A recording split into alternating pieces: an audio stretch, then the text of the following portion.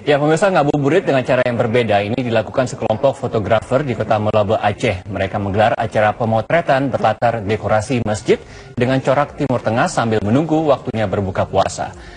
Dan seperti inilah cara para fotografer di Kota Molabe menunggu waktu berbuka puasa, ngabuburit dengan menggelar pemotretan dengan model menggunakan hijab syar'i di Kompleks Masjid Agung Baitul Makmur, Desa Sunebok, Kecamatan Johan Pahlawan, Kabupaten Aceh Barat. Para pecinta fotografi ini adalah muda-mudi yang tergabung dalam komunitas fotografi komposisi foto. Mereka memanfaatkan waktu menunggu berbuka puasa dengan menggelar acara hunting foto bertajuk Lensa Ramadan. Sebanyak 20 fotografer dan 1 orang model ambil bagian dalam acara ini. Acara mulai di pukul 2 siang dan berakhir jelang waktu berbuka puasa. Kegiatan foto dan berbuka puasa ini ditujukan untuk menjalin silaturahmi antar fotografer sekota Molabe dan sekitarnya.